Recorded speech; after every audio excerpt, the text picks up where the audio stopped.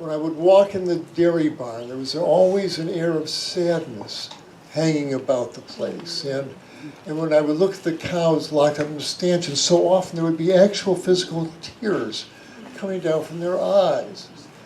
When I was 8 and 9 years old, I didn't understand why, although there was almost inevitably a young baby, 2-day-old baby calf in the veal pen 10 yards away bawling. And all these cows were young mothers who just had their babies taken away from them. No wonder they were crying. And I didn't understand that. My uncle said, well, that's just the way it is. And I never asked more than that. But I knew I loved them all. I cared about them all. I cared for them all, patching up the farm animals as well as best I could. Now, like any child raised in the 1950s in America, I was exposed to violence. Most of it was on TV and in John Wayne movies, but they usually involve shows and movies about cowboys, soldiers, and gangsters. People were getting shot and killed all the time, but they were clearly bad guys who had it coming. A little touch of violence applied by the hero and things were once again set right.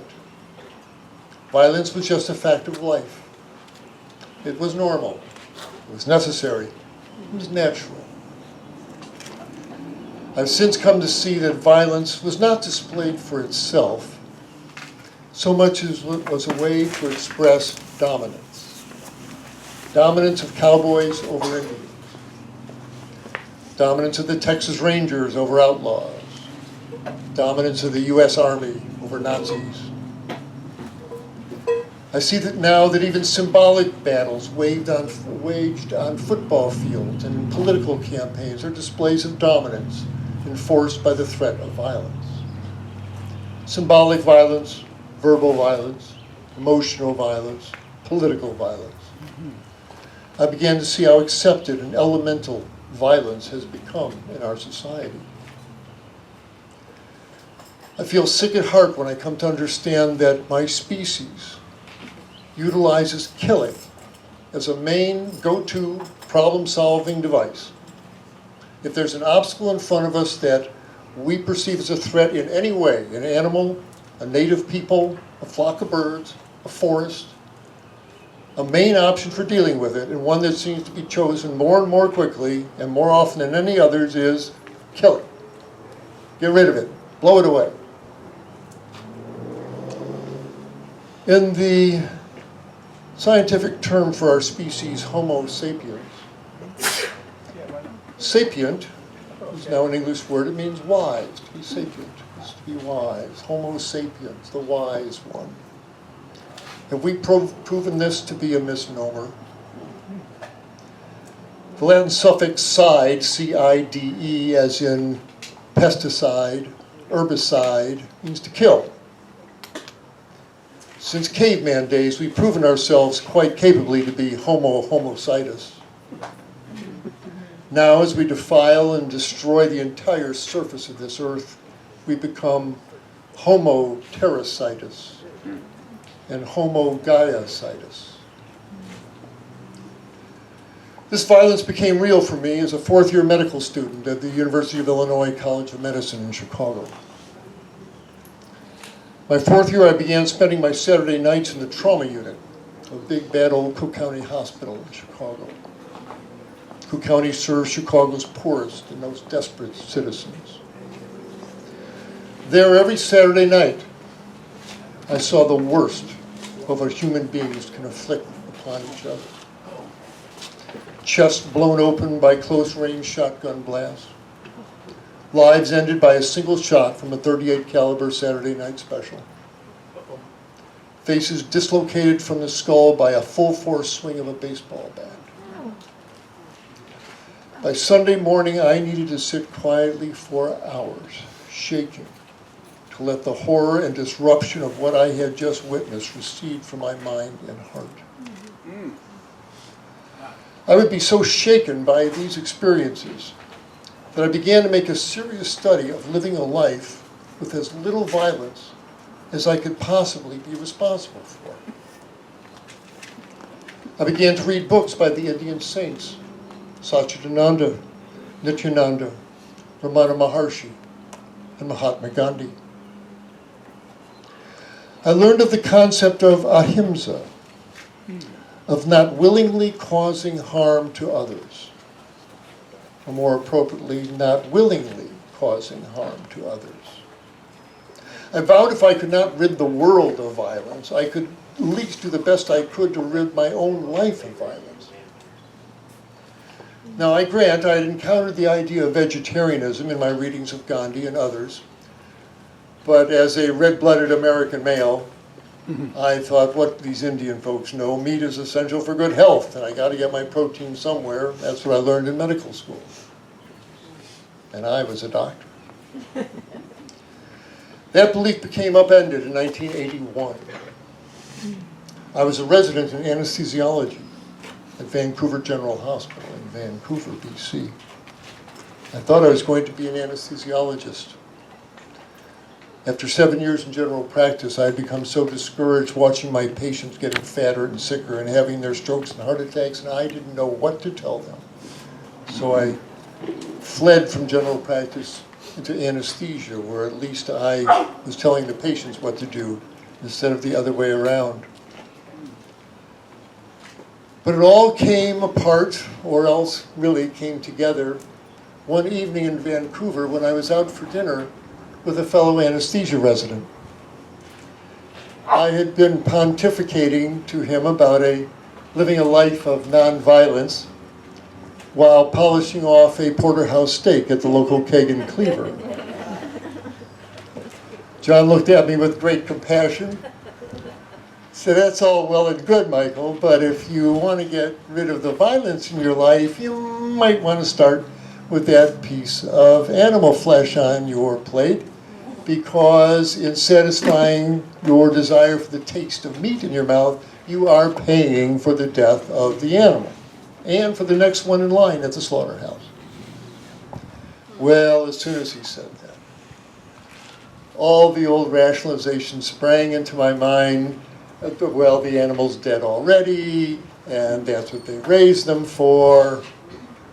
But before I could get the words out of my lips, the little voice on my shoulder said, loudly but only so I could hear, you know, he's right. He's right. On my uncle's farm, I saw the truth of putting meat on the table. I saw the old dairy cow shot in the head. I chopped the heads off chickens. I know the truth of putting any piece of meat on that plate. Some animal has to die a horrible death. And when I went up to pay for my steak dinner, I felt complicit in a crime. Because I knew the look in those cows' eyes, those big, beautiful cow eyes, had no idea what they had done wrong.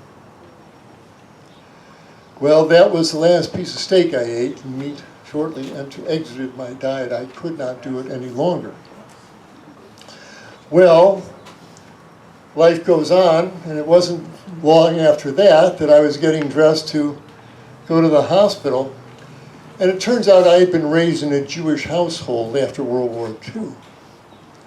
And I had seen pictures of the concentration camps, and I saw the grotesque pictures of the lampshades made out of the skins of the Jews.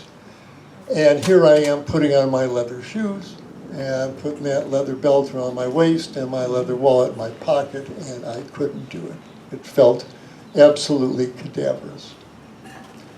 And so I grabbed the garden spade, went out in the back of the house, I dug a hole, and I put my leather shoes, my leather wallet, and my leather belt in the hole. And I filled in the hole. And I stepped back, I apologized to the animals. You know, if you don't know, you don't know.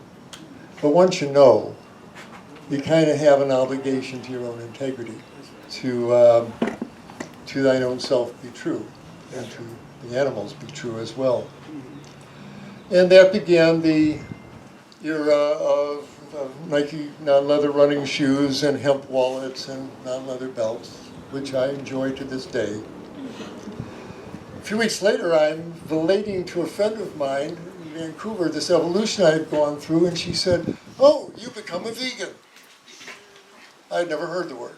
I said, "Okay, guess I'm a vegan." Looked it up.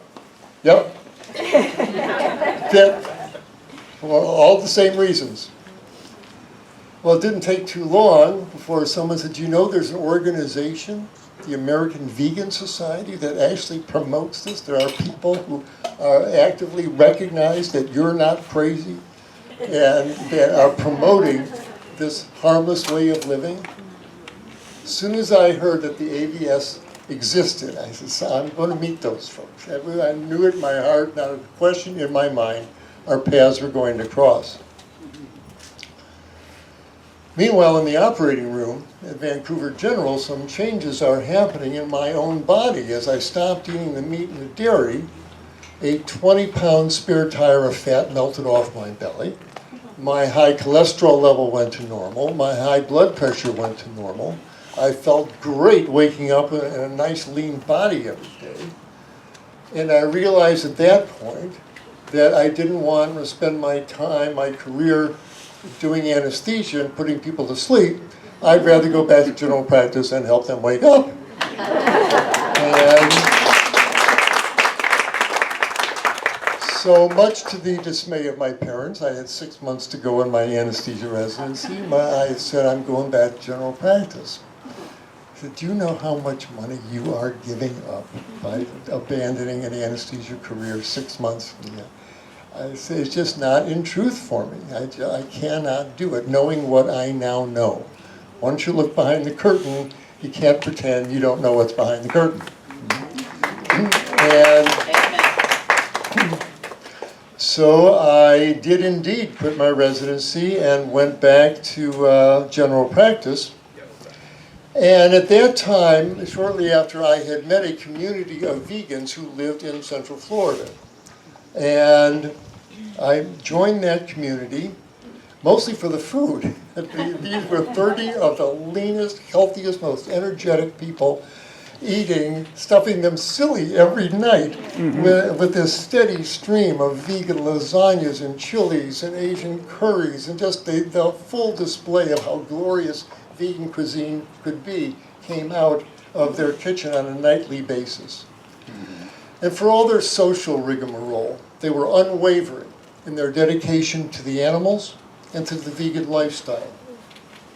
In rural redneck Florida, God bless them, they gave webinars on vegan nutrition and lifestyle. They hosted open houses for the local communities.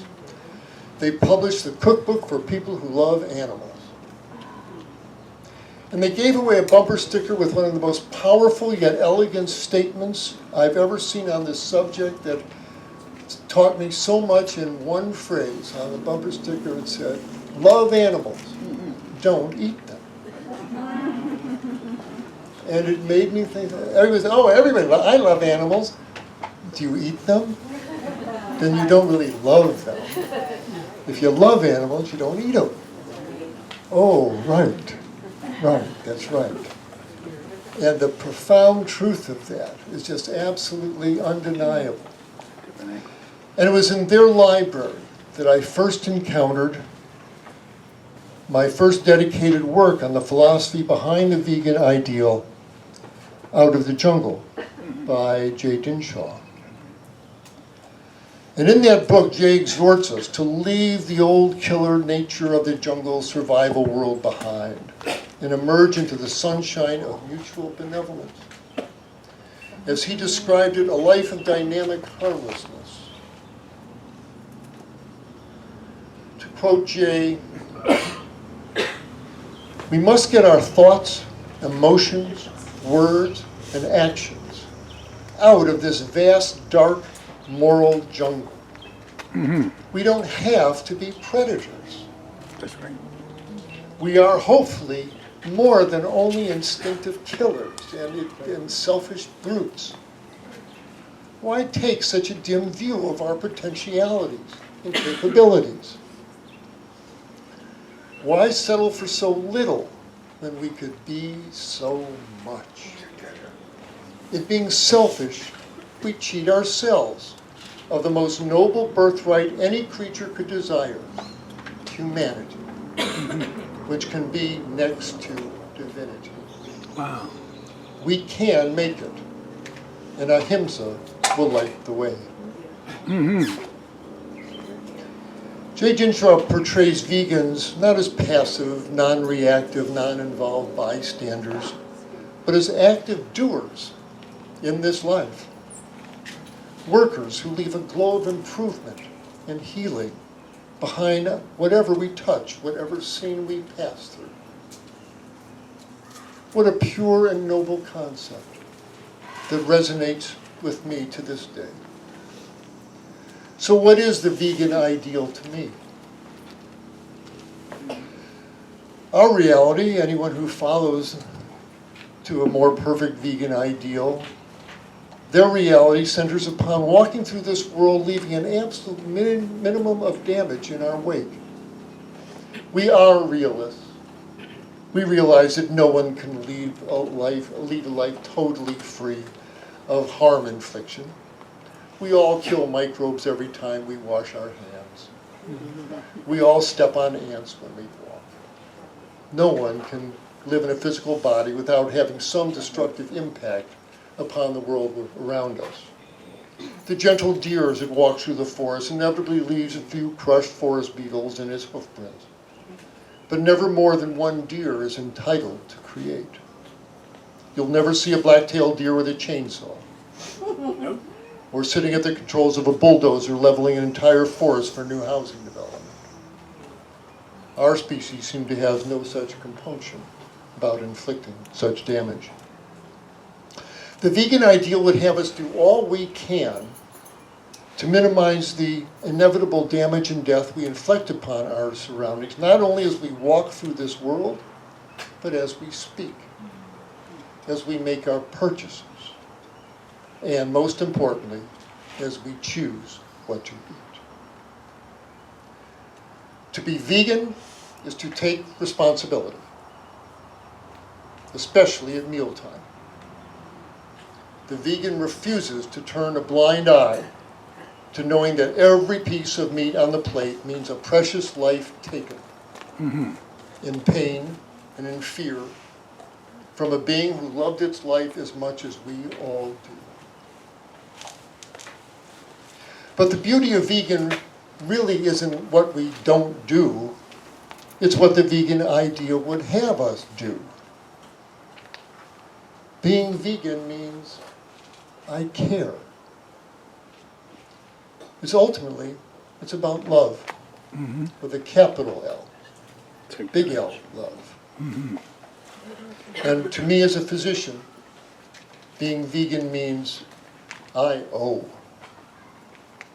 I owe the bringing of a healing energy to every situation I encounter, to actively try to make things better.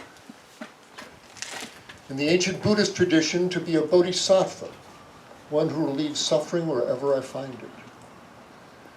If you were to find a bodhisattva in ancient India and ask, what do you do? Without hesitation, you say, oh, I'm bodhisattva, I relieve suffering wherever I find it. You can bet every one of them knew the meaning of being vegan. The vegan ideal is my guiding light in every life situation, medical or otherwise. When someone comes into my presence to ask a question or seek medical guidance, it's the vegan thing to do, to serve their needs purely and fully and send them on their way happier and better off than when we first met. When I come upon any scene where distress is present, from a traffic accident to an injured animal to a child with a sore ear, my physician mind asks, what's the truth of this situation? What needs to be done? But the vegan in me asks, who's suffering here and how can I help? How can I help is an ultimately vegan sentiment, indeed.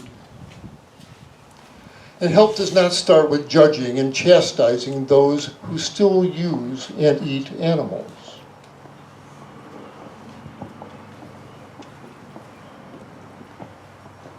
J. Dinshaw says, "My friends, have we not all seen fellow vegetarians embarrassing the movement in their well-intended but ill-advised efforts to further it? How often do some of us think that our being on a better diet gives us license to be rude, obnoxious, self-righteous, boorish, or downright threatening? Not you here, of course. But there are a few in the vegetarian and animal rights efforts who not only abhor animal using, but also hate animal users. Again, I emphasize the difference between our distaste for a bad habit and any feelings towards those still caught by the habit." What a beautiful, elegant, compassionate way, far better than I could have expressed it, to give us an approach to the situation.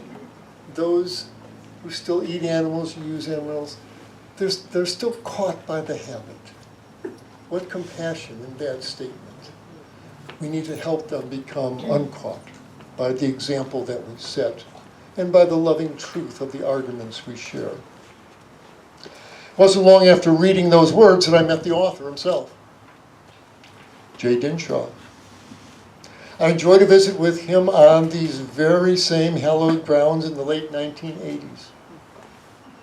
And I was privileged to have met Jay several times after, during his several trips to Florida, and at events sponsored by the Vegan Society and Vegetarian Association. He was always good-natured, greatly animated, and sometimes he was stern, but always with an air of benevolence. We did not agree on every aspect of matters social or political, but he was uncompromising in his views on veganism, and for that I held him in high regard.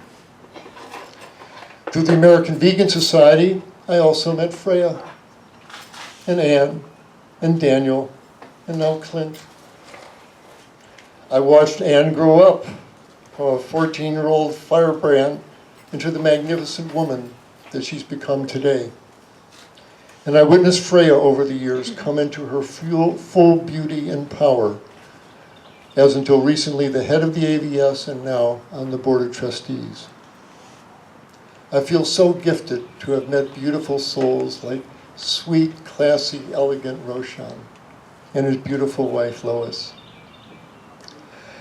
In the late 1980s, I moved on from Gentle World to work with John Robbins, the author of Diet for a New America, to get the word out of how the current meat-based standard American diet destroys not only our personal health and the lives of 80 billion cows, pigs, chickens, ducks, goats, 80 billion living land animals, and trillions of sea creatures every year, but that our meat habit is now recognized as the main driving force behind the majority of environmental disasters we face, driving climate change, deforestation, water depletion, species extinction, water pollution, greenhouse gas production, all driven by humanity's insatiable lust for animal flesh and the rapacious animal agriculture industry that is spawned to feed our insatiable appetite for animal flesh.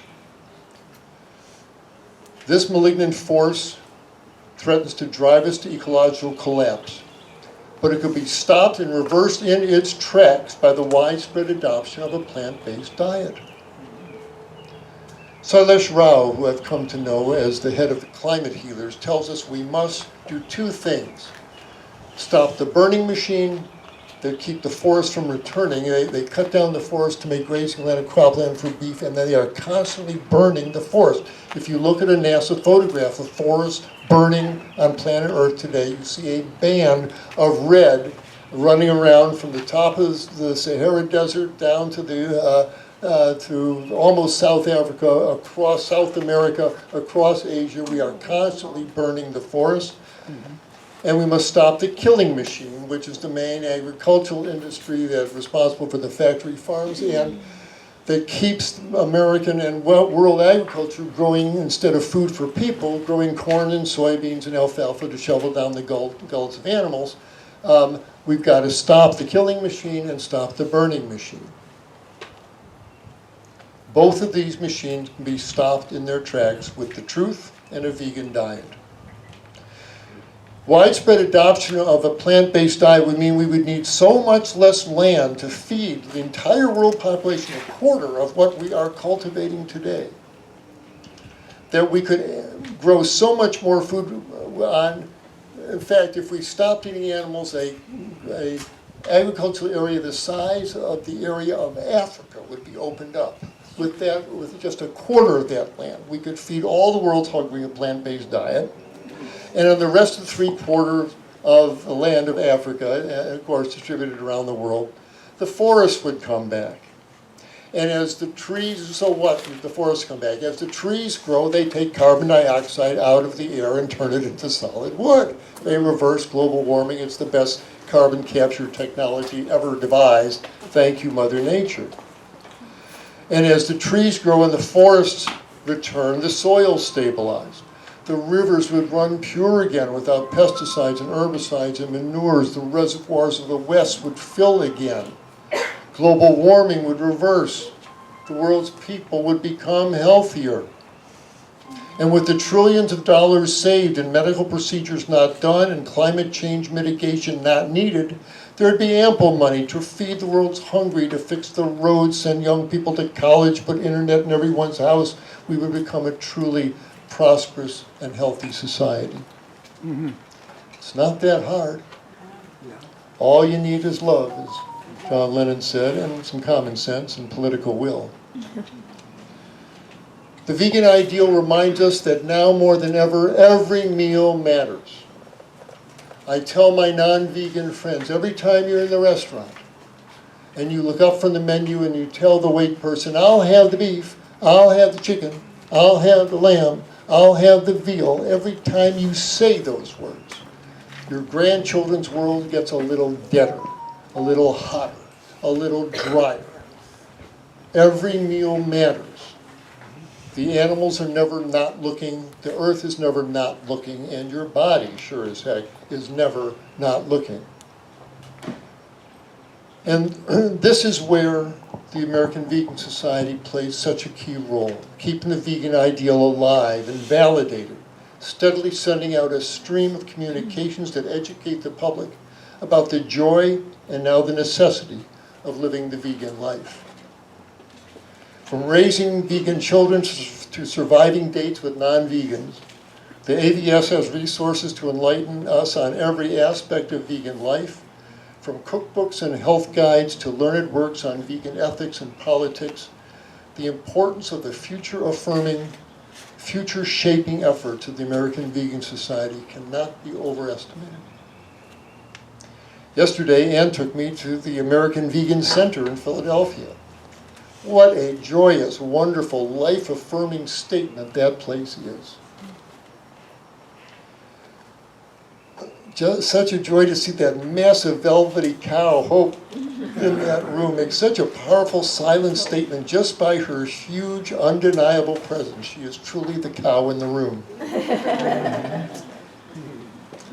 And I urge everyone who has an opportunity, who haven't seen it, take the advantage, take the chance to, next time you're in Philadelphia, go see the American Vegan Center. And I'm certain that many people who will now come to the city of brotherly love, they think, to visit the Liberty Bell, really the most life-changing encounter they're going to have in that city will be at that modest little vegan center near Independence Hall that they dropped into and now can't stop thinking about. The American Vegan Society is an organization that says, yes, a vegan life is possible, practical, joyous, and delicious, and a vegan world would be one of peace and plenty for all who live on this earth. American Vegan Society promotes arguably the most powerful key to a livable future available today. As Dr. Richard Oppenlander has written in his book, Comfortably Unaware, Where the Beef and Dairy Industry Want Us, he says we could put solar panels on everyone's houses, give everyone an electric car, but unless we evolve our diets to a plant-based one, nothing we're going to do is going to avert ecological catastrophe. As Dr. Sailesh Rao of Climate Healers says, the vegan ideal is the way that Homo predatorius becomes Homo ahimsa, the caretaker of the garden that we have been given here to care for. And more than ever, the vegan ideal is the hope of the world. And the American Vegan Society plays such a key role in keeping that hope alive and growing. It's been a thing of wonder for me to see the vegan ideal emerge in the minds and hearts of people so disparate, so different, entirely around the world. In my travels, in my lectures, my consultations, I continually meet people who have come upon and opened their hearts to the vegan ideal in Australia, in Austria, in Albania, and Alabama. I've met vegans from Ireland, India, Indonesia, and Indiana. I've met vegans in San Francisco to San Jacinto to San Moritz to San Miguel de Allende. I've encountered vegans in Barcelona, Bratislava, Balaclava, and Baltimore. It is truly a universal consciousness and movement awakening in the hearts and minds of people around the world. I belong to the Plantrition Project, which brings vegan, plant-based physicians from around the world, and there are thousands of them now that we meet both online and in person, but there are plant-based physicians literally in every country around the globe. And because I realize that American medicine has been a major impediment in helping the American public change their plant-based diet. American doctors aren't told about nutrition, they aren't taught about it. We do not have respect for the subject. The medical students are eating the same hamburgers in the cafeteria. They are nutritionally asleep. And I'm trying to wake them up. So we've started our Moving Medicine Forward initiative, where I'm lecturing medical students, first, second, third year med students, before pharmacosclerosis sets into their brains. And telling them if you get your patients on a plant-based diet, most of these diseases you're going to spend the majority of your time treating will go away right before your eyes.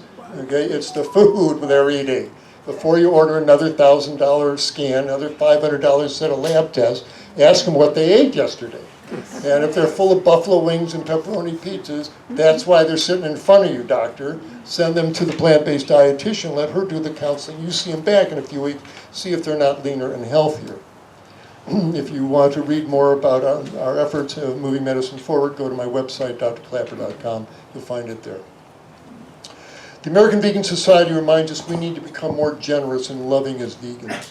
As people in our movement, we have alienated many in the general public, and it's easy to understand why. When one suddenly comprehends the stupendous and unnecessary cruelty that we inflict upon innocent creatures in the natural world, that could all stop in a day with the decision to adopt a plant-based diet, it's hard, especially for young people, not to stamp and scream and demand the world and its humans become vegan right now. But that doesn't change people's minds and hearts. The only thing that does is truth delivered with compassion. And as Jay Dinshaw has written, and Out of the Jungle,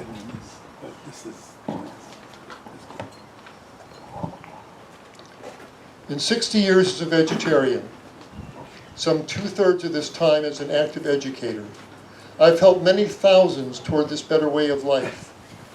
But I do not believe I have ever, quote, won an argument, nor have I been able to help someone who felt threatened or antagonized by me, or just didn't want to be educated about vegetarianism. And if we could wave a magic wand to hurt and punish all the meat eaters for their ignorance, we would still be left with bearing our own burden of hatred and violence and ignorance that we had made so heavy and ugly. This is the kind I want to I've never been clever enough to understand the rationale of using thoughts and methods of hatred, belligerence, and intelligence and exaggeration to build a better world of love, peace, fairness, and truth. This is the kind of world I want to build and live in. Come, let's build it together. There are thorns and thistles enough in the garden of life. We should not plant more. But if our thoughts, words, and deeds are all based on a firm foundation of love, compassion, kindness, and and wisdom, then we're surely preparing a beautiful and bountiful harvest for all to share. We shall sow the sweetest grapes and figs, and what we sow shall truly be reaped in kind. So, I've been a physician for over 50 years, for which I'm very proud. But when I'm introduced, I'm most proud to be known as a vegan physician. Being vegan guides and enlightens who I am and what I do. Today, the vegan ideal offers guidance and encouragement and hope for individuals, for corporations, and for countries everywhere. Let us manifest the vegan ideal ever more purely in our daily lives, in the examples that we set, in what we teach our children, what we do, what we buy, what we say. And let's continue to support that noble organization, the American Vegan Society, in its essential efforts to share the message that can indeed stop the suffering and save the world for generations to come. Thank you greatly to the American Vegan Society for all you are and all you do, for bringing me here, and to all of you for your kind attention.